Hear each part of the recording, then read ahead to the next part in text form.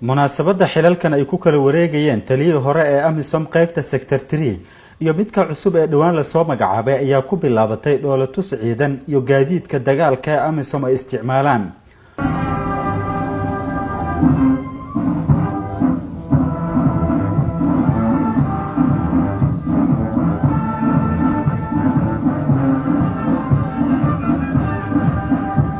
madaxweynaha dawlad goboleedka koonfur galbeed Abdicasiis Xasan Maxamed Laftagareen madaxa midowga Afrika ee Soomaaliya safiirada qaar ee dalalka caalamka u fadhiya Soomaaliya wasiirka gaashaandhigga Soomaaliya saraakiisha ciidamada kala duwan odayaasha dhaqanka iyo marti sharaf kale ayaa ka soo qayb gashay munaasabada xil wareejinta ee Baydhabo lagu qabtay.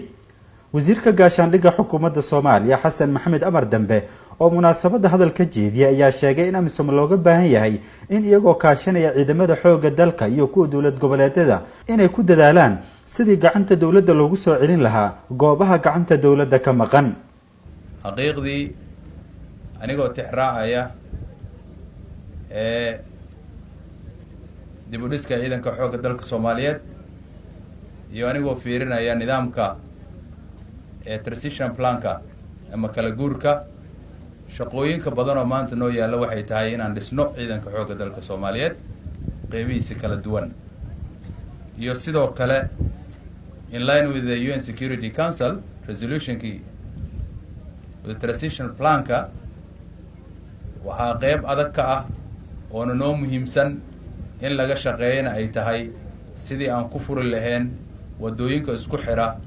ee Muqdisho iyo Baydhabo Muqdisho iyo Beledweyne iyo Muqdisho iyo Baraawe iyo guud ahaan dalka meelaha runtii ururada argagixisada ee dhibaatada baahan ummadda Soomaaliyeed u geysanaysa. waxaa sidoo kale qaybtan si gooni ah raba inaan ugu xuso sidii aan ku furi lahayn ama lagu furi lahaa Boqol gobolka Boqol iyo magaalada Baydhabo iyo degmooyinka oo runtii aan dhihi karo AMISOM maanta qaybta saddexaad waxay ka howlgalaan dhammaan degmooyinka koonfur galbeed ee Soomaaliya gaar ahaan Baay Boqol.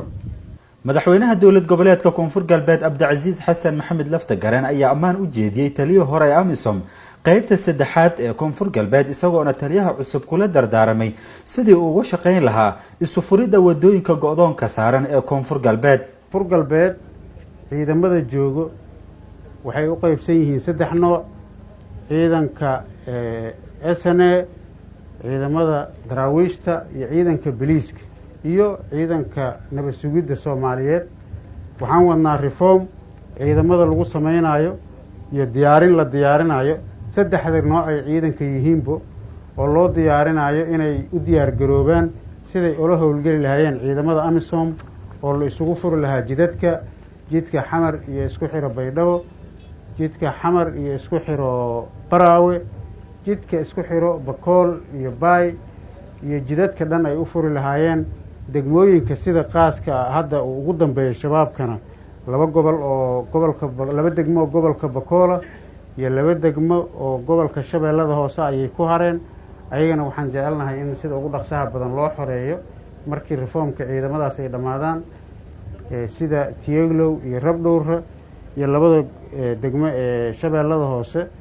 intaba waxaan jecelnahay inkastoo hadda ciidanka hadda inta joogo ay ayaga gobolka Boqol ay u quseeyo Shabeellada Hoose ciidamada joogana waxaan kala hadli doonaa howlgallada socda. sanadkiiba mar ayaa munaasabad xil wareejin ah ciidanka AMISOM qaybta sector 3 ee Baydhabo xaruntoodu ay tahay qabtaan iyadoona ciidanka halkan ka howlgala yihiin ciidamo ka socda dawladda Ethiopia ee ka howlgala magaca AMISOM. Muxdiin Xusni, Universal TV, Baydhabo.